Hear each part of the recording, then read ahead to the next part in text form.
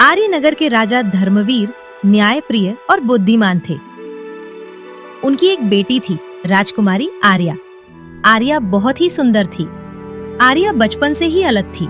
उसे शिकार, नाच गाना या महल की शान शौकत से ज्यादा लोगों की बातें सुनना और पहेलियां सुलझाना पसंद था। वो हर बात पर सवाल करती थी। धीरे धीरे उसका बचपन बीतता गया। वो बड़ी हो गई। एक दिन राजा ने दरबार में घोषणा की, अब मेरी उम्र बढ़ रही है। मैं चाहता हूं कि आर्या राज्य के काम सीखना शुरू करे। कुछ मंत्री इस बात से खुश हुए, लेकिन कुछ को यह पसंद नहीं आया। उन्होंने तर्क किया, महाराज, राजकुमारी भले ही समझदार हो, लेकिन राज्य चलाना आसान नहीं। समय आने पर उसकी परीक्षा हो जाएगी।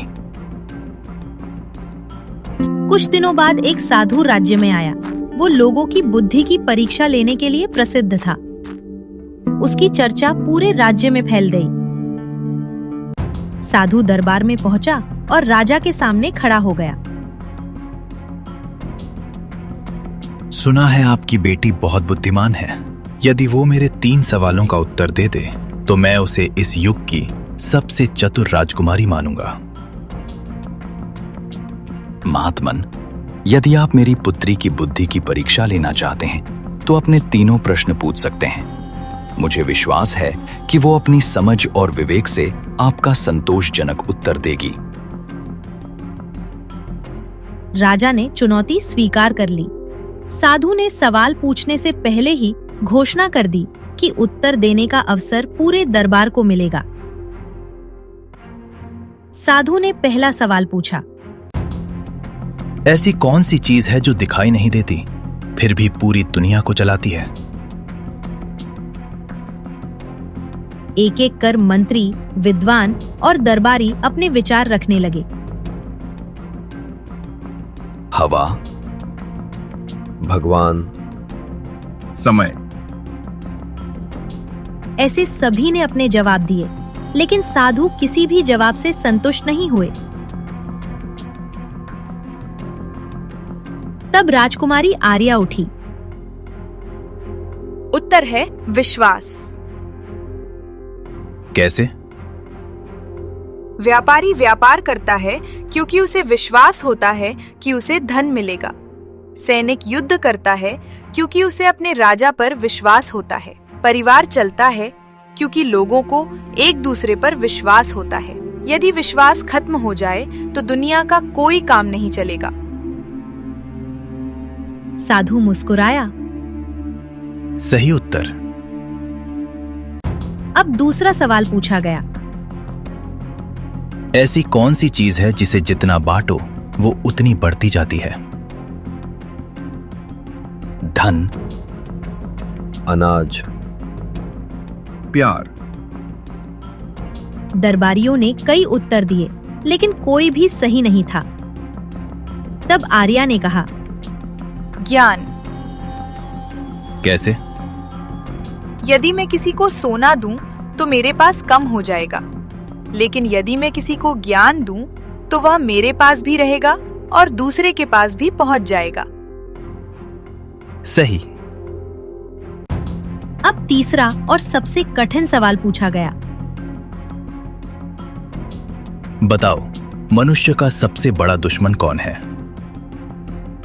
गरीबी, बीमारी, शत्रु। दरबार में कई उत्तर आए, लेकिन साधु ने सबको गलत बताया। आर्या कुछ देर तक सोचती रही, फिर बोली, मनुष्य का सबसे बड़ा दुश्मन उसका अहंकार है। क्यों? अहंकार इंसान को सीखने नहीं देता, गलतियों को मानने नहीं देता, मित्रों को शत्रु बना देता है और कई बार शक्तिशाली राजा को भी बर्बाद कर देता है। साधु ने हाथ जोड़ लिए। राजकुमारी, आज तुमने अपनी बुद्धिमत्ता से पूरे दरबार को प्रभावित कर दिया है।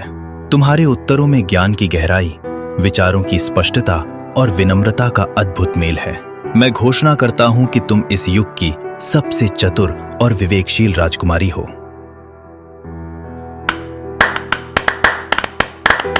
पूरा दरबार तालियों से गूंज उठा, लेकिन आर्या की असली परीक्षा अभी बाकी थी। उसी रात एक व्यापारी महल में पहुंचा। वो बहुत परेशान था। महाराज, मेरे 2 बेटों में झगड़ा हो गया है। क्यों? मेरे पास एक बहुत कीमती मोती है। मैंने अपने बेटों से कहा था कि मेरे मरने के बाद ये मोती उस बेटे को मिलेगा जो सबसे ईमानदार होगा। अब दोनों खुद को ईमानदार बताते हैं। अगले दिन दोनों बेटे दरबार में उपस्थित हुए। दोनों पूरे आत्मविश्वास के साथ अपने अपने पक्ष को सही साबित करने लगे। महाराज, मैंने जीवन भर पिता की आज्ञा का पालन किया है। व्यापार में कभी छल नहीं किया। ये मोती मेरा अधिकार है। महाराज, केवल अपनी प्रशंसा करने से कोई ईमानदार नहीं बन जाता। मैंने भी कभी बेईमानी नहीं की। यदि ईमानदारी की बात है तो मैं भी अपने भाई से कम नहीं। दोनों भाई एक दूसरे की बातों को झूठ बताने लगे। कोई गवाह ऐसा नहीं था जो किसी एक को अधिक ईमानदार सिद्ध कर सके। दोनों का आचरण भी समान रूप से अच्छा माना जाता था। दरबार के मंत्री और विद्वान भी किसी निष्कर्ष पर नहीं पहुंच सके। अब ये तय करना असंभव लग रहा था कि व्यापारी का सबसे कीमती मोती किसे सौंपा जाए। पूरा दरबार असमंजस में पड़ गया। तभी राजकुमारी आर्या शांत भाव से उठी और बोली, मुझे 1 दिन का समय चाहिए। मैं इस मामले को सुलझा सकती हूँ। अगले दिन आर्या ने दोनों भाइयों को एक एक थैली दी। उनमें गेहूं के दाने थे। इन दानों को संभाल कर रखो। 1 महीने बाद वापस लेकर आना।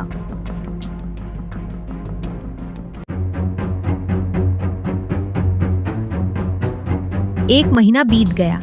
पहला भाई अपनी थैली लेकर वापस आया। मैंने आपकी चीज सुरक्षित रखी है। दूसरा भाई खाली हाथ आया। दरबार में लोग हंसने लगे। दाने कहाँ हैं? मैंने उन्हें खेत में बो दिया था। उनसे फसल उगी, फिर उससे और फसल हुई। ये रहा उसका पूरा हिसाब। उसने कई दस्तावेज प्रस्तुत किए। आर्या ने खुशी से कहा, यही सच्चा उत्तराधिकारी है। कैसे? पहले भाई ने केवल चीज बचाई, दूसरे भाई ने उसे बढ़ाया। जो जिम्मेदारी को आगे बढ़ा सकता है वही परिवार की संपत्ति का सही अधिकारी है। सब उसकी बुद्धि देखकर चकित रह गए।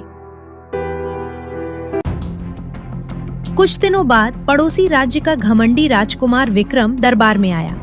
उसे अपनी बुद्धि पर बहुत घमंड था।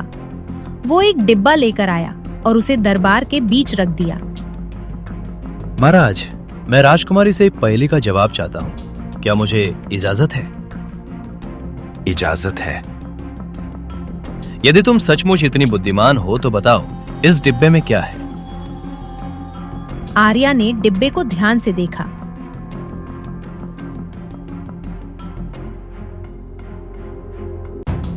फिर उसने एक अनोखा सवाल पूछा। राजकुमार, पहले मेरे एक प्रश्न का उत्तर दीजिए। क्या इस डिब्बे में वही वस्तु है जिसके बारे में आप इस समय सोच रहे हैं? राजकुमार को लगा कि उसने बहुत आसान प्रश्न पूछा है। हाँ, बिल्कुल। तो फिर इस पहेली का उत्तर कोई भी नहीं दे सकता। क्यों? क्योंकि आपने डिब्बे में रखी वस्तु के बारे में कोई संकेत नहीं दिया। आपने केवल यह कहा कि उसके अंदर वही चीज है जिसके बारे में आप सोच रहे हैं। आपके मन में क्या चल रहा है ये कोई नहीं जान सकता।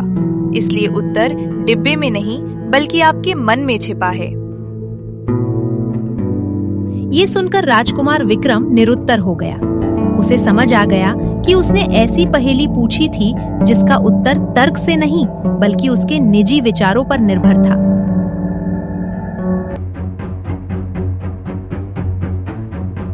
कुछ महीनों बाद राजा धर्मवीर गंभीर रूप से बीमार पड़ गए। उन्हें एहसास हो गया था कि अब राज्य की जिम्मेदारी जल्द ही आर्या को संभालनी होगी। बेटी, मेरे जाने के बाद राज्य की बागडोर तुम्हारे हाथों में होगी। याद रखना, एक अच्छा शासक वही होता है जो अपनी प्रजा के सुख दुख को समझे। राजा ने ये बात कहकर आर्या को शासन का सबसे महत्वपूर्ण पाठ सिखाया। कुछ समय बाद राजा का निधन हो गया और आर्या रानी बन गई। रानी बनने के बाद आर्या ने हमेशा लोगों की समस्याएं सुनी और उनकी राय को महत्व दिया। किसान, व्यापारी, सैनिक और कारीगर सभी उसके न्याय और व्यवहार से खुश थे। एक दिन उसे अपने पिता की कही हुई बात याद आई। याद रखना, एक अच्छा शासक वही होता है जो अपनी प्रजा के सुख दुख को समझे। मेरे पिता सही कहते थे, राज्य की सबसे बड़ी शक्ति उसकी प्रजा है। तब उसे समझ आया कि किसी भी राज्य की असली ताकत उसका खजाना या सेना नहीं, बल्कि उसकी खुश और विश्वास करने वाली प्रजा होती है। उस दिन से आर्या ने और भी अधिक समर्पण के साथ राज्य चलाया। उसकी बुद्धिमानी और न्यायप्रियता के कारण आर्यनगर दूर दूर तक प्रसिद्ध हो गया।